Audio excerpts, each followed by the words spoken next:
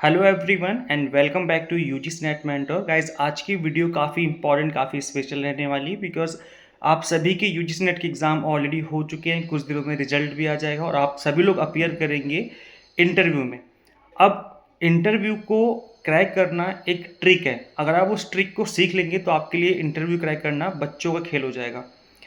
Most of the candidates घबराते हैं interview में। उनको लगता है कि पता नहीं मुझसे क्या पूछ लिया जाएगा, क्या मैं इंटरव्यू क्रैक कर सकता हूँ नहीं कर सकता हूँ, सेल्फ डाउट में रहते हैं।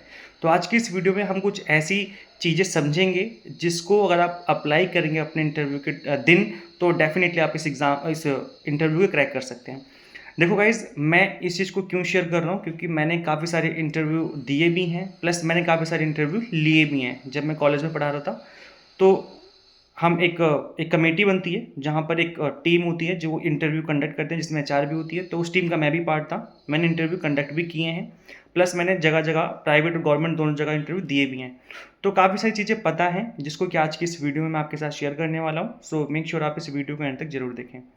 सबसे पहली चीज़ कि आपको प्रोफेशनल रहना है। उस दिन जिस दिन आपका इंटरव्यू होगा उस दिन बिल्कुल ही ऑफिस में जो ड्रेस पहनते हैं, जो ऑफिशियल ड्रेस होती है, जो ऑफिशियल शूज़ होते हैं, उन्हीं को आपको वेयर करना है। सबसे पहली बात ये, because first impression is the last impression. जब आप एंटर करेंगे रूम में, वो जो इंप्रेशन पड़ेगा, पहला इंप्रेशन जो पड़ता है वो बहुत मैटर करता है। सेकंड, कि कुछ जनरल क्वेश्चन होते हैं जैसे tell me about yourself, इस तरह के जो क्वेश्चन है उनकी आपको प्रैक्टिस करके जानी है। और इससे आपको घबराना नहीं है क्योंकि ये क्वेश्चन रटे रटाए हैं। आप इन क्वेश्चन को रट सकते हैं, अपने बारे में चीज़ें समझ सकते हैं, अपने बारे में चीज़ें बना सकते हैं। उनको पहले ही प्रिपेयर कर लेना है। ये नहीं मैं कर लूँगा एग्जाम डे वाले दिन हो जाएगा मैं जाके इंटरव्यू दे दूंगा, नहीं। पहले से प्रिपेयर करके जाना है इन क्वेश्चंस को। मिरर के सामने बैठो और वहाँ पर बैठ करके आपको इन क्वेश्चंस की प्रैक्टिस करनी है, मतलब आंसर अपने आप को आंसर करना है मिरर के सामने बैठ करके। थर्ड, जो कि मोस्ट इंपॉर्टेंट है, जिससे ज़्यादातर स्टूडेंट्स घबराते हैं कि पता नहीं मेरे सब्जेक्ट से किस तरह के क्वेश्चन पूछ लिए जाएंगे, क्या मैं उनका आंसर कर भी पाऊंगा या उनका आंसर नहीं कर पाऊंगा। तो अब आता है मेन जो टाइम होता है इंटरव्यू का, वो यही होता है और मेन पॉइंट यही होता है। और ये जो सेशन, मतलब ये जो सेक्शन होता है आपका इंटरव्यू का, यही डिसाइड करता है कि आपका सिलेक्शन होगा या नहीं होगा, क्योंकि अब जो है आपके सब्जेक्ट के ऊपर बात होने वाली है। तो जब आप बेसिक क्वेश्चन के आंसर कर लेते हैं उसके बाद स्टार्ट होती है आपके सब्जेक्ट से रिलेटेड। अब यहाँ पर आपको इंटरव्यूअर जो इंटरव्यू ले रहा है उसकी बातों में फंसना नहीं है, उसको अपनी बातों में फंसाना है। जब आप ये सीख जाएंगे ना उस दिन आपका इंटरव्यू क्रैक हो जाएगा। आप सुनना ध्यान से। सपोज करो, मैं एक एग्जांपल लेके बता रहा हूँ। आप एमबीए कैंडिडेट हैं, आपने एमबीए पास आउट किया है और आपने यूजीसी नेट क्वालिफाई कर लिया है। अगर आपने एमबीए किया है फाइनेंस में या एमबीए किया है एचआर में, तो बहुत हाई चांस है, मतलब 99% चांस है कि फाइनेंस के ही क्वेश्चन आपसे पूछे जाएंगे, आपसे मार्केटिंग के क्वेश्चन नहीं पूछे जाएंगे अगर आपने एमबीए फाइनेंस किया हुआ है।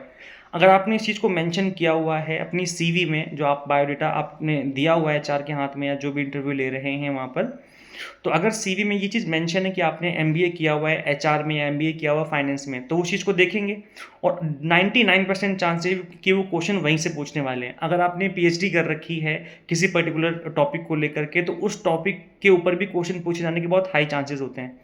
तो करना क्या है, आपको एटलीस्ट इतना तो पढ़ना ही पड़ेगा। जैसे अगर आपने एमबीए इन फाइनेंस कर रखा है तो इतना पढ़ना पड़ेगा। ये नहीं कि फ्री में इंटरव्यू क्लियर हो जाएगा। फ्री में सिर्फ भंडारा बढ़ता है, इंटरव्यू क्लियर नहीं होते, है ना।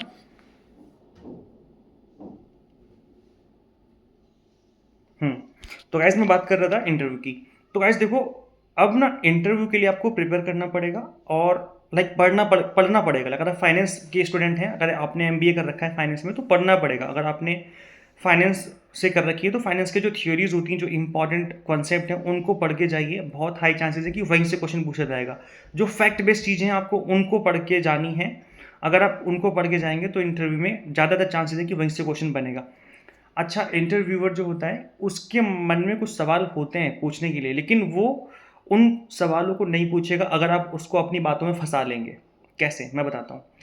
अगर सपोज करो पहला क्वेश्चन पूछा गया, फाइनेंस से रिलेटेड क्वेश्चन था कि बताओ डिविडेंड थ्योरी क्या होती है, या बताइए कि बैंकिंग सेक्टर किस तरीके से काम करता है, इस तरीके का क्वेश्चन है। तो जो भी आप आंसर करने वाले हो उसी आंसर से किसी टॉपिक को उठाया जाएगा और आपसे नेक्स्ट क्वेश्चन पूछ लिया जाएगा। तो बहुत सोच समझ करके आंसर करना है और मतलब जो भी आप बोलने वाले हो रेडी रहिए पहले से कि आप उस टॉपिक से रिलेटेड आपसे दोबारा क्वेश्चन पूछा जा सकता है।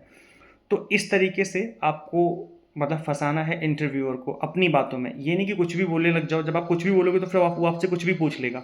जो भी आप बोलेंगे उसी से रिलेटेड क्वेश्चन ही पूछे जाएँगे आपसे बार-बार रिपीटेड मोड में। तो इस चीज़ का आपको बहुत ज़्यादा ध्यान रखना है। दूसरी चीज़ ये कि देखो डरना और घबराना तो सबका ही मतलब एक होता है, हम ह्यूमन बीइंग हम सभी के अंदर डर होता है कि पता नहीं होगा या नहीं होगा हमारा। तो डरना और घबराना नहीं है, आप ये सोच के जाना कि या तो होगा या तो नहीं होगा। ऐसा तो है नहीं कि आपको एकदम फांसी लगा दी जाएगी, है ना? मतलब आपको उम्र कैद की सज़ा ही दे दी जाएगी अगर नहीं हुआ तो। तो इतना भी नहीं घबराना है कि मुँह से ज़बान से आपके शब्द ही नहीं निकल रहे हैं, तो इतना नहीं घबराना। इतना सोच के चलो या तो हो जाएगा या तो नहीं होगा। हो गया तो बहुत अच्छी बात है, नहीं हो गया तो हम कहीं और ट्राई करेंगे। ऐसा तो है नहीं कि दुनिया में बस एक ही कॉलेज बना है, लाखों कॉलेज है दुनिया भर में, है ना? तो कहीं और ट्राई करेंगे। तो इस पॉजिटिव एटीट्यूड के साथ जाना है। जब आपके अंदर पॉजिटिव एटीट्यूड होता है तो आपके अंदर से पॉजिटिविटी निकलती है, जो आपकी एनर्जी है ना पॉजिटिव तरीके से काम करती है। देन आपका जो इंटरव्यू है वो लगा के चलो 50% तो वहीं क्रैक हो जाता है जब आप पॉजिटिव होते हो। तो इस चीज़ का ध्यान रखना है। दूसरा ये कि जब आप किसी क्वेश्चन का आंसर नहीं कर पाएँगे, तो उस केस में घबराना नहीं कि अरे! ये क्या पूछ दिया मुझसे, अरे! मैं तो हो गया लग रहा है अब तो नहीं होगा मेरा, ऐसा नहीं है। अगर आप 1-2 क्वेश्चन का आंसर नहीं भी कर पाएँगे, इट इज़ ओके। उनको भी जो इंटरव्यू ले रहे हैं, उनको भी दुनिया की 100% चीज़ें नहीं पता हैं, वो भी ह्यूमन है। तो ऐसा नहीं है कि मतलब वो एकदम ज्ञानी बाबा बिल्कुल बन के बैठे हैं, ऐसा नहीं है। उनको भी काफ़ी चीज़ें पता नहीं होती हैं। तो अगर 1-2 क्वेश्चन का आंसर नहीं कर पाए तो इट इज़ ओके। आप उनको बोलिए that I don't know about it, then I will read about it and I will get back to you. तो इस तरीके से आप बोल सकते हो कि मतलब मैं इसको पढ़ूँगा, मैं समझूँगा, जानूँगा। अभी नहीं पता बट मैं इसके बारे में पढ़ूँगा। ये चीज़ वहाँ पर मेंशन करनी है। तो इससे एक पॉजिटिव माहौल बनता है कि हाँ, चलो ठीक है भाई आपको नहीं पता तो बट फ्यूचर में आप इस बारे में पढ़ लेंगे। तो इस चीज़ का आपको बहुत ज़्यादा ध्यान रखना है कि एक पॉजिटिव एटीट्यूड के साथ ही आपको इंटरव्यू देना है। इंटरव्यू क्रैक हो जाएगा, कोई बड़ा गेम नहीं है।